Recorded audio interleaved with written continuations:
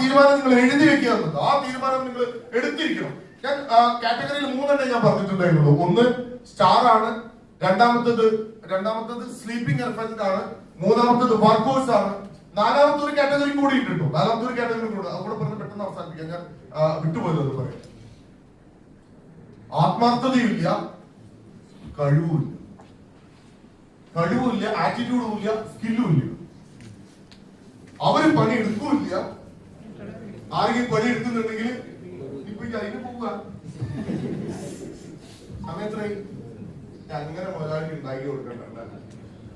ശരിക്കും പറഞ്ഞ duty time എപ്പോഴാ? 5 മണിയാണല്ലേ ഉള്ളൂ. ഇപ്പൊ നമ്മ 6:45 എനിക്ക് അതിന് പോവാ നേരെ പോയിക്കോളൂ.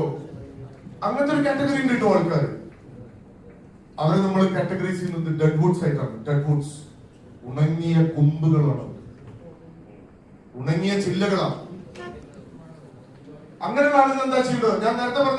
നേരത്തെ ഞാൻ പറഞ്ഞല്ലോ, ഈ സ്ലീപ്പിംഗ് എലിഫന്റ്സ് നല്ല കഴിവുണ്ട്, പക്ഷെ ആത്മാർത്ഥത ഇല്ലാത്ത മടിയന്മാരായ കഴിവുള്ള പണിക്കാരെ നിങ്ങൾ അവരെ മോട്ടിവേറ്റ് ചെയ്യാൻ വേണ്ടിയിട്ട് അവർക്ക് വേണമെങ്കിൽ സാലറി കൂട്ടി കൊടുത്തോ, അല്ലെങ്കിൽ ഇൻസെന്റീവ് കൊടുത്തോ, ഗിഫ്റ്റ് കൊടുത്തോ അവരെ നമുക്ക് സ്റ്റാർ ആക്കി മാറ്റാൻ പറ്റും. അവർക്ക് നല്ല വർക്കേഴ്സ് എന്ന് പറഞ്ഞാൽ അവർക്ക് നല്ല ആത്മാർത്ഥത്തിന്റെ കഴിവില്ലാത്ത പ്രശ്നമുള്ളൂ. കഴിവ് കൂട്ടാൻ വേണ്ട ട്രെയിനിങ് അവർക്ക് കൊടുക്കുക. അവരുടെ മേലെ നിങ്ങൾ ഇൻവെസ്റ്റ് ചെയ്തു, അവർ നിങ്ങളുടെ സ്ഥാപനത്തിൽ ഒരു കാലത്ത് വിട്ടുപോകില്ല.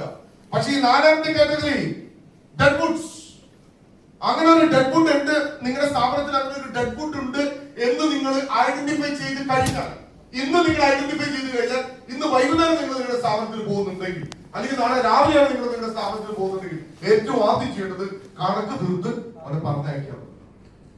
വെക്കരുത്. അത് ക്യാൻസർ